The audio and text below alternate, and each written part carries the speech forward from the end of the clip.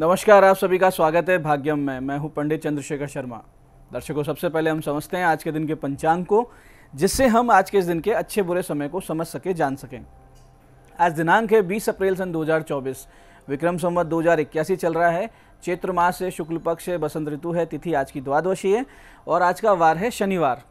आज के नक्षत्र की बात करें तो पूर्वा फाल्गुनी नक्षत्र दोपहर बाद 2:05 तक है। उसके बाद में उत्तरा फाल्गुनी नक्षत्र है। योग ध्रुव है और योग की दृष्टि से आज अच्छे शुभ कार्य किए जा सकते हैं जो लंबे समय तक हमें करने, जैसे कहीं नौकरी ज्वाइन करना। अगर कहीं अच्छी जॉब मिल रही है तो आज आप उसे ज्वाइन कर सकते हैं। करण बव है, सुबह 9:26 तक आगे बालव करण रहेगा। सूर्योदय का समय दर्शकों सुबह 5:57 का था और सूर्यास्त का समय शाम 6:53 का है। आज का राहु काल सुबह 9 से 10:30 के बीच रहेगा। इसे पूरी तरीके से टाल दीजिएगा। इसमें कोई शुभ कार्य नहीं करते हैं और लंबी यात्रा पे नहीं निकलना चाहिए।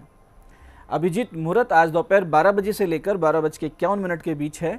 दिन में 4 बार दुष्ट मुहूर्त भी रहेंगे, इन्हें ध्यान से समझिएगा, सूझबूझ से टाल दीजिएगा। हालांकि ये चारों सुबह बहुत जल्दी निकल जाएंगे, फिर भी रोजाना इन्हें समझा कीजिए और टाल दिया कीजिए। आज के दुष्ट मुहूर्त थे सुबह 5:57, 6:49, 6:50 और 7:41। आज का दिशाशूल दर्शकों पूर्व दिशा में, तो पहली कोशिश तो ये कि पूर्व दिशा की यात्रा को आप टाल दें, लेकिन जाना बहुत जरूरी है, अनिवार्य रूप से आपको पूर्व दिशा की यात्रा करनी है तो उसका परिहार करें। परिहार इस प्रकार होगा, पूर्व की ओर मुख कीजिए, थोड़ा सा अदरक का टुकड़ा या उड़द के दाने खाकर पहले 5 कदम पीछे चलिए और इस दौरान अपने हृदय में अपने इष्ट का ध्यान करें, भगवान श्री राम का नाम लें और फिर इस दिशा की यात्रा करें।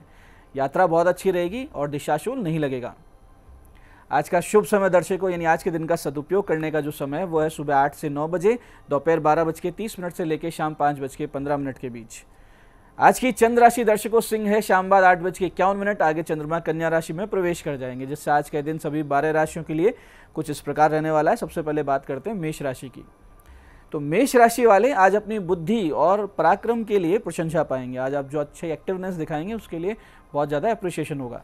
वृष राशि वालों को विवादों में शांति और समाधान मिलता हुआ दिख रहा है। तो मिथुन राशि वालों को आज किसी पर भी अति विश्वास करने से बचना चाहिए। कर्क राशि वालों को धन लाभ होगा और किसी बड़ी सहायता से कोई अच्छा लाभ संभव है। सिंह राशि वालों को जीवन में उन्नति के आगे से आगे मार्ग मिलेंगे। वहीं कन्या राशि वाले किसी बड़े नुकसान से बचेंगे, लेकिन आज का दिन रहेगा भ्रम से भरा हुआ। ऐसे ही तुला राशि वाले आज जल्दबाजी ना करें वित्तीय आर्थिक मामलों में। वृश्चिक राशि वाले करियर में पाएंगे एक नई बढ़त और धनु राशि वाले धार्मिक यात्राओं से लेंगे विशेष रुचि। मकर राशि वाले स्वास्थ्य लाभ करते हुए दिख रहे हैं। तो कुंभ राशि वाले ध्यान रखें कि आज पार्टनर्स या जीवन साथी से विवाद न हो जाए।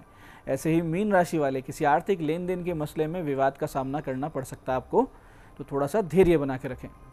अब करते हैं आज के दिन की ज्ञान चर्चा, जो आपकी हमारी अंतर्दृष्टि को, प्रज्ञा को जागृत करेगी। फिर आगे समझेंगे उन विशिष्ट उपायों को जो आपको समस्याओं से बाहर ले आते हैं और जीवन में सफल बना देते हैं। अंत में करेंगे आज के दिन की ज्योतिष मंत्रणा और समाधान। दर्शकों, रामायण और रामचरितमानस में बहुत ही सुंदर सूत्र आते हैं जो हमें जीवन जीने की नई राह प्रदान करते हैं। जैसे कि एक प्रकरण इस प्रकार है कि निषाद राज ग्रह केकई और मंथरा को जब दोष देते हैं, तब श्री लक्ष्मण जी समझाते हुए कहते हैं, जो बहुत अच्छी बात है हमें समझनी है, कि सुखस्य दुखस्य न कोपी दाता परो ददाति इति कुबुद्धि रेशा अहम करोमीति व्रथाभिमान है स्वकर्म सूत्र ग्रथितो ही लोक है।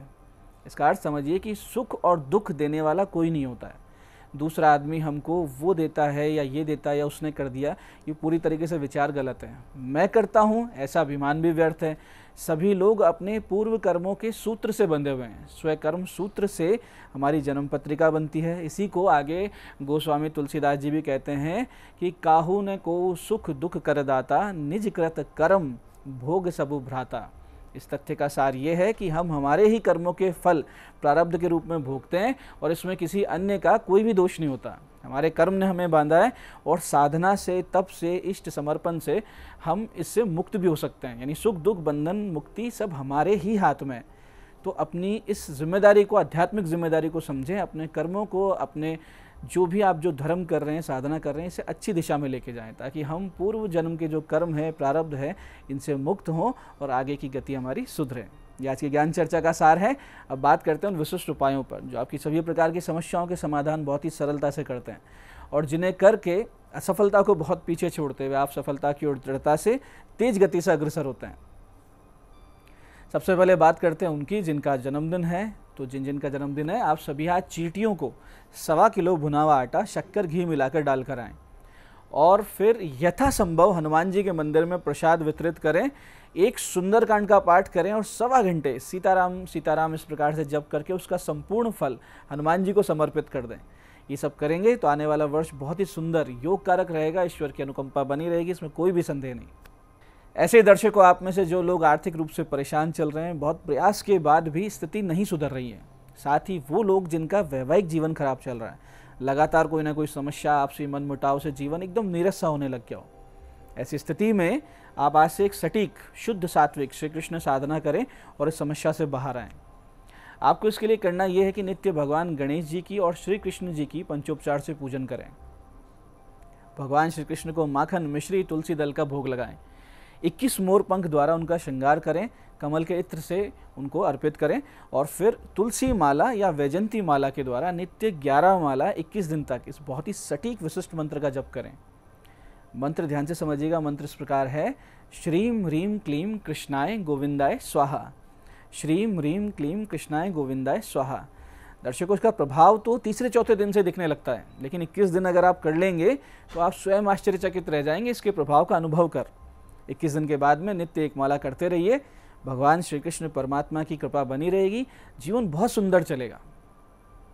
ऐसे ही दर्शकों, जब अत्यंत ही विपरीत दशा चल रही है और सब ओर से आपको असहयोग मिलने लगे, कहीं से आशा की कोई किरण ना दिखाई पड़े, तो ऐसी स्थिति में माता दुर्गा की शरण लें, तन मन धन से भगवती के समक्ष समर्पित होकर अपनी पीड़ा का निवारण मांगे। यकीन मानिए, भगवती अत्यंत ही दयामयी है और थोड़े से साधन भजन से बहुत जल्दी पसीज कर आपके कष्टों को दूर कर देती है।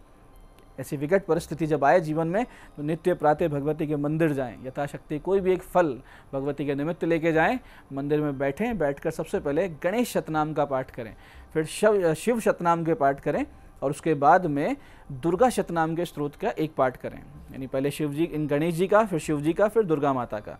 अंत में इस परम सिद्ध सटीक मंत्र का बिना गिने मन लगाकर 20-25 मिनट जप करें। कुछ ही दिनों में आप देखेंगे जीवन से कष्ट ऐसे गायब हो रहे हैं जैसे अग्नि उत्पन्न होने के बाद में अंधकार दूर हो जाता है। तो जो मंत्र जाप आपको करना हो इस प्रकार है, ध्यान से समझिएगा। एम ह्रीम दुर्गति नाशिन्य दुर्गाय नमः। एम ह्रीम दुर्गति नाशिन्य दुर्गाय नमः।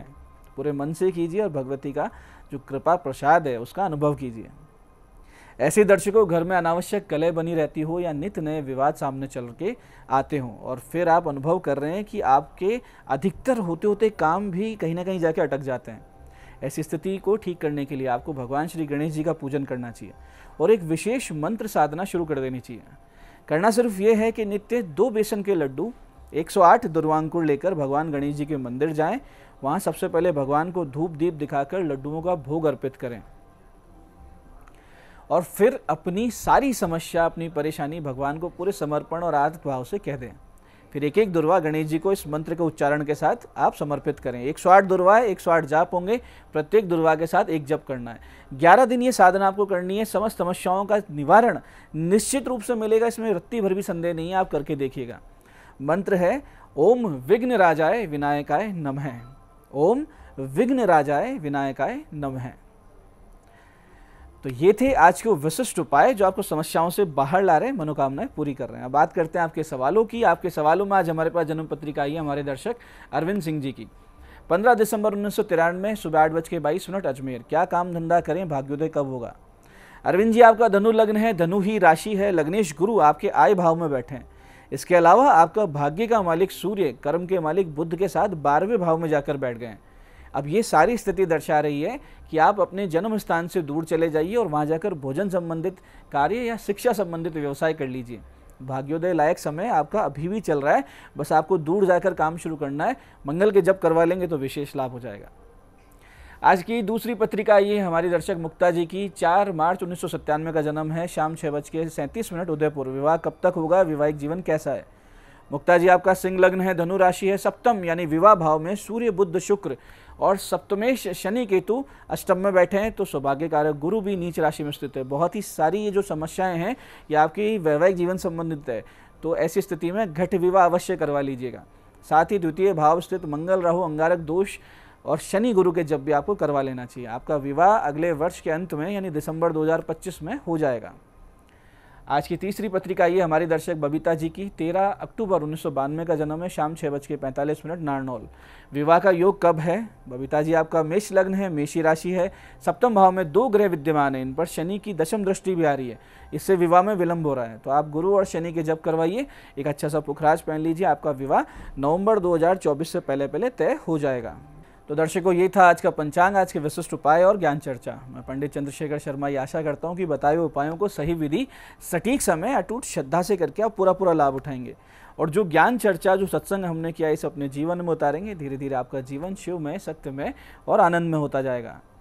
मैं महादेव से प्रार्थना करता हूँ कि जब आप हमारे बताए हुए उपाय करें तो आपके कष्टों का निवारण अवश्य हो और मनोकामना पूर्ति निश्चित रूप से हो। कार्यक्रम में बने रहने के लिए बहुत बहुत साधुवाद। भगवती आप सबका कल्याण करे। जय आदिशक्ति।